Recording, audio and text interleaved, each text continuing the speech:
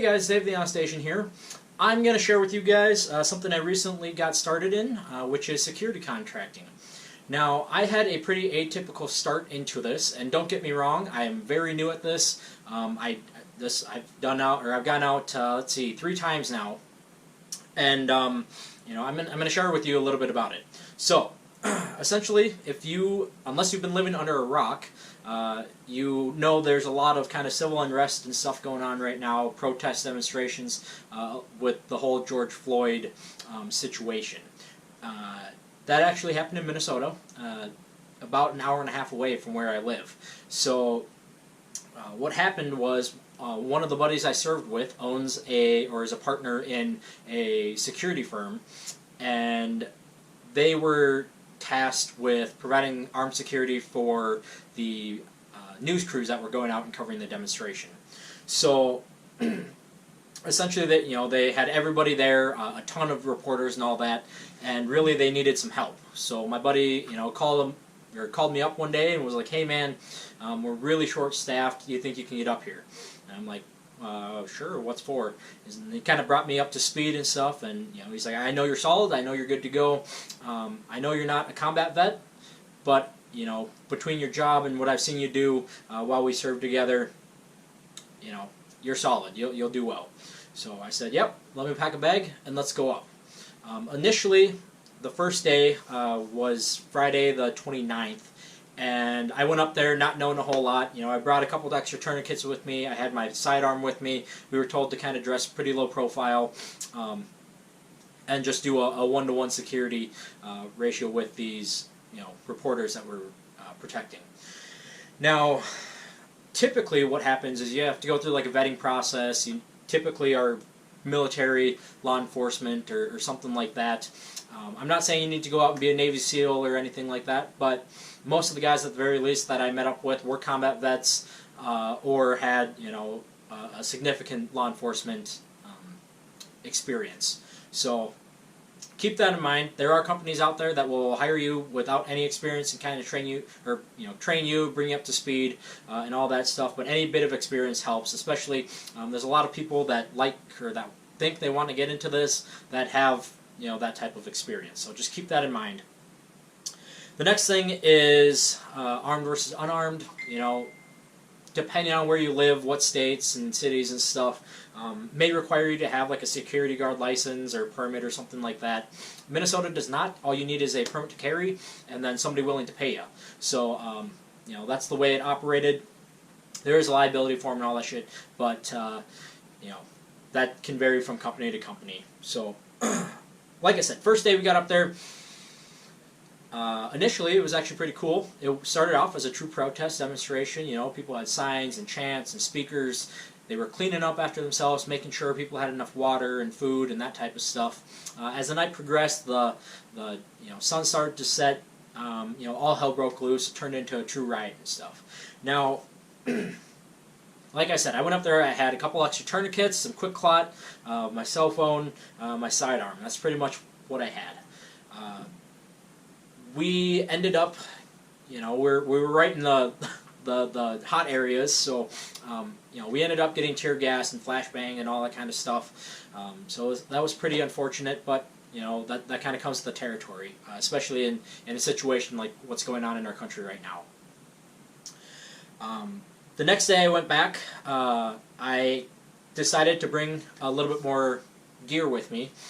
Again, you still got to remain low profile and stuff, but it is what it is, and I would prefer to have the ability to carry a little bit of equipment. I went dressed pretty much like this, or I had a button down up. It wasn't quite so hot like it is these days around here, but I had a button down and stuff. It helped me conceal a little bit better my belt line. So that's pretty much the only difference. Hat, sunglasses. As it went on, though, like I said, I wish I would have brought some extra stuff, and I wish I would have left some stuff at home. We did get into a couple of sketchy situations, so I decided the next day I was going to bring this. This is just like a waterproof wallet.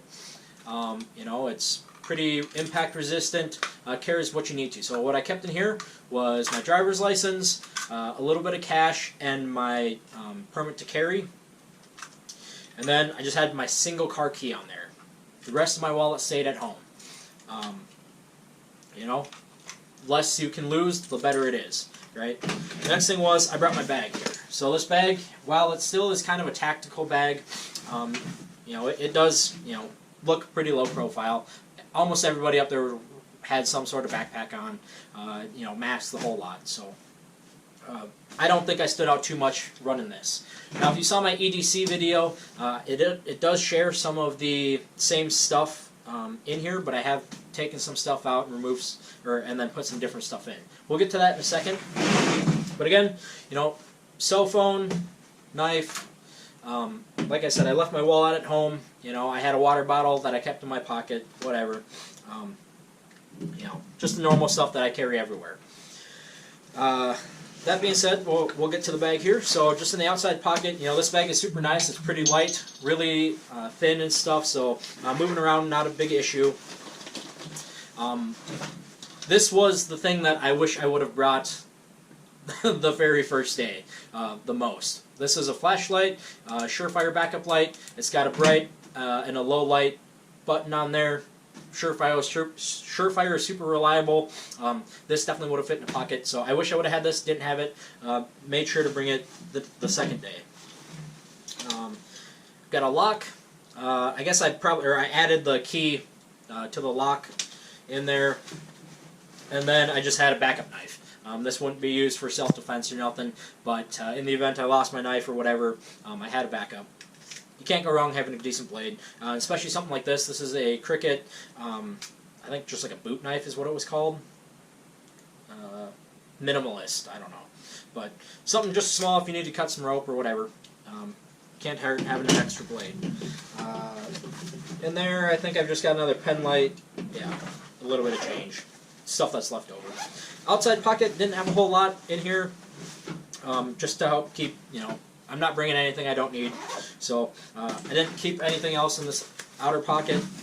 Open it all the way up though.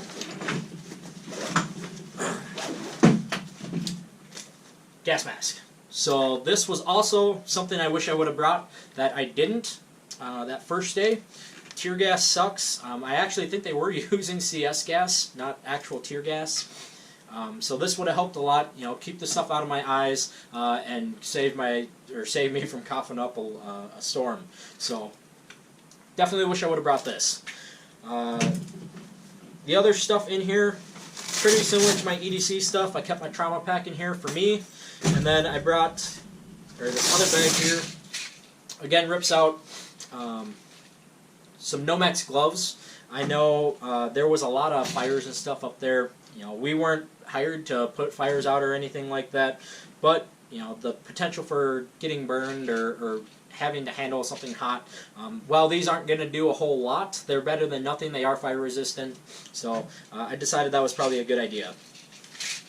The rest of it, a couple extra tourniquets in there, allergy meds that I need, and ibuprofen. So pretty straightforward, pretty simple. I could fit another, you know, like a water bottle or something in there that I need. You know, I'm a big proponent of, you know, carrying the least amount of gear that you need, really planning on what you want. I did carry 2 extra magazines in my belt. That's not a big deal and stuff, so that's pretty much all I got for you guys. If you guys got any other questions, comments, concerns, I'm not going to get into the whole political spectrum of the situation going on right now. I was hired up there to do security. That's what I did. Thank God nobody got hurt.